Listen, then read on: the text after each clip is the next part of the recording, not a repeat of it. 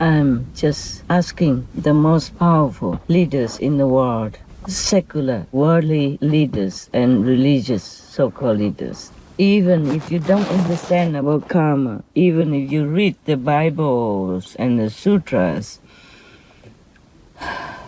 with your ears, your eyes closed, pretending you didn't see this part of compassionate living, pretending you don't know karma exists.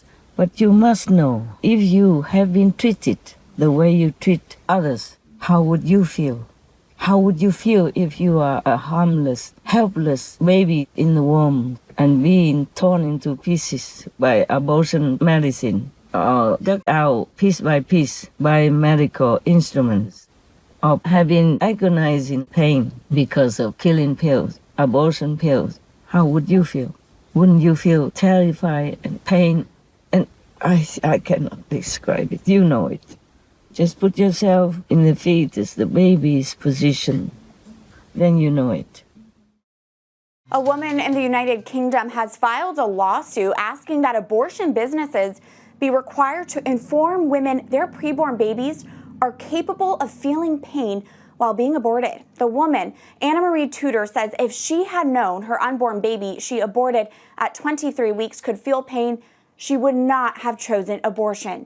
Tudor says because she was not given this information on fetal pain, she claims she was incapable of giving her fully informed consent for abortion. You know, the truth is that these little babies still in the womb do feel pain at a very early age. And it also emphasizes that, you know, these are little human beings. They do experience pain in the womb, and we need to realize that. And we need to think again about how this humanizes even more what previously had been characterized as a clump of tissue. Obviously, these young human beings, the science backs up what we know in our heart. They do feel pain. Absolutely. People can realize the real facts about these developing human beings, that they feel pain, that their heart is beating and pumping blood throughout their bodies, that they are living beings. And it's incumbent on us to get this truth out there, that these young human beings deserve respect and human dignity. The abortionist takes a suction catheter and is inserted through the cervix into the uterus. The suction machine is then turned on with a force 10 to 20 times more powerful than your household vacuum cleaner. The baby is rapidly torn apart by the force of the suction and squeezed through this tubing down into the suction machine, followed by the placenta. Though the uterus is mostly emptied at this point, one of the risks of a suction D&C is incomplete abortion. Essentially, pieces of the baby or placenta left behind. This can lead to infection or bleeding. In an attempt to prevent this, the abortionist uses a curette to scrape the lining of the uterus. A curette is basically a long-handled curved blade.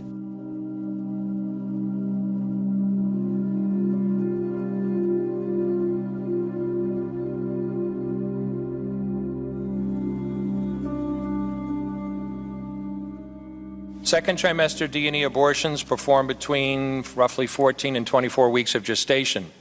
Your patient today is 17 years old. She's 22 weeks pregnant. Her baby is the length of your hand plus a couple of inches. And she's been feeling her baby kick for the last several weeks, but she's asleep on an operating room table. You walk into that operating room scrubbed and gowned, and after removing laminaria, you introduce a suction catheter into the uterus. This is a 14 French suction catheter. If she were 12 weeks pregnant or less, basically the width of your hand or smaller, you could basically do the entire procedure with this. But babies this big don't fit through catheters this size. After suctioning the amniotic fluid out from around the baby, you introduce an instrument called a Sofer clamp. It's about 13 inches long. It's made of stainless steel. The business end of this clamp is about 2.5 inches long and 1/2 inch wide. There are rows of sharp teeth. This is a grasping instrument. When it gets a hold of something, it does not let go. A D&E procedure is a blind abortion, so picture yourself introducing this and grabbing anything you can blindly and pull, and I do mean hard, and out pops a leg about that big, which you put down on the table next to you. Reach in again, pull out an arm about the same length, which you put down on the table next to you. and use this instrument again and again to tear out the spine, the intestines, the heart and lungs. Head in the baby that size is about the size of a large plum. Can't see it, but you pretty good idea you've got it if you've got your instrument around something and your fingers are spread about as far as they go. You know you did it right if you crush down on the instrument and white material runs out of the cervix. That was the baby's brains. Then you could pull out skull pieces. And you have a day like I had a lot of times. Sometimes a little face comes back and stares back at you.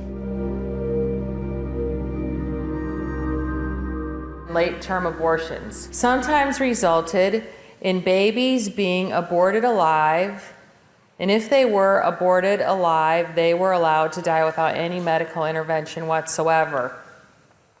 The procedure is called induced labor abortion. To commit this method of abortion, the doctor inserts a medication into the mom's birth canal up to the cervix. And the cervix is the opening of the uterus. And doctors who are committing this method of abortion are aborting babies who are small, fully formed though. So this medication that they give the mom forces the cervix to open up, and so in essence the baby just falls out of the uterus. And that's how it comes to be that sometimes they're aborted alive.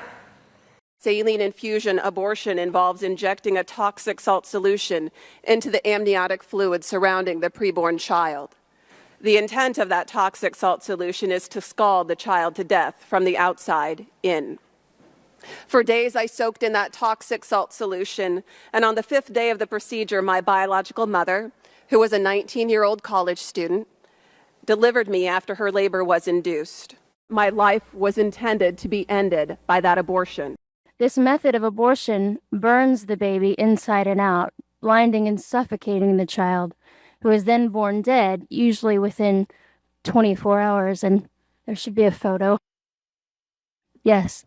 This is what I survived. Instead of dying, after 18 hours of being burned in my mother's womb, I was delivered alive in an abortion clinic in Los Angeles on April the 6th, 1977. The abortionist was not at work yet. Had he been there, he would have ended my life with strangulation, suffocation, or leaving me there to die. Instead, a nurse called an ambulance, and I was rushed to a hospital. Doctors did not expect me to live. I did. If a woman takes these abortion pills, it's going to be very intentional. It's going to kill the child, and it's going to induce the death of this child.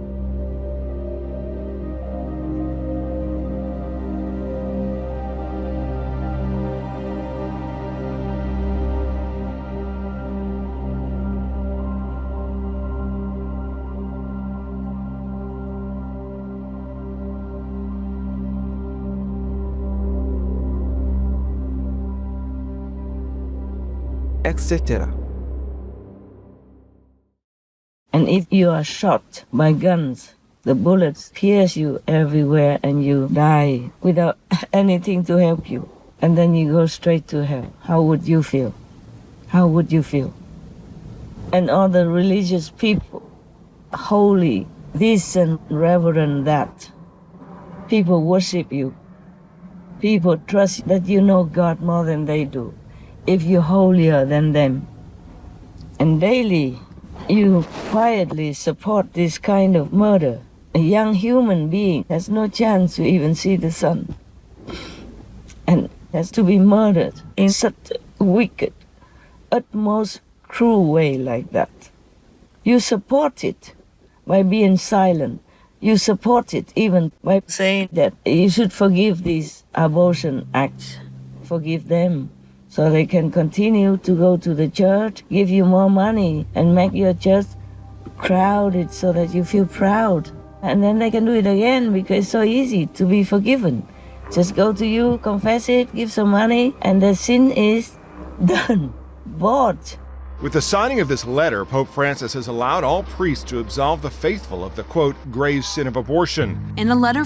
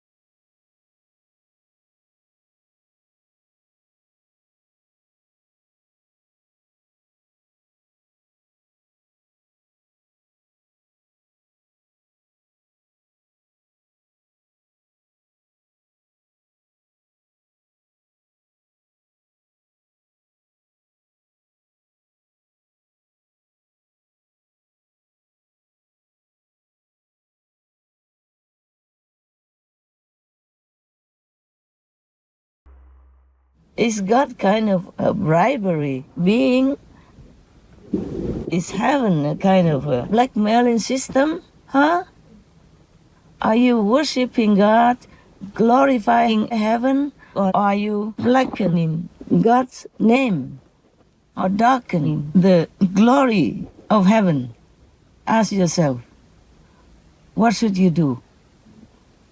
The leaders of the world and the leaders of the religions, you have done something wonderful in your past life or lives. So nowadays, you have been reaping the reward, being on top of the human world. People worship you, people respect you, people support you, elected you, trust you in the highest possible position in this world.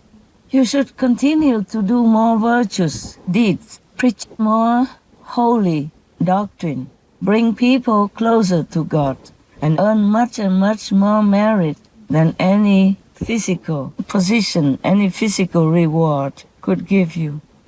You would be held in higher and higher esteem by the world, and you would bring people more and more toward God to do more good things for everyone on this planet, following your example. Otherwise, we will continue to support war every day, with some breaking out into adults' war, humans' war.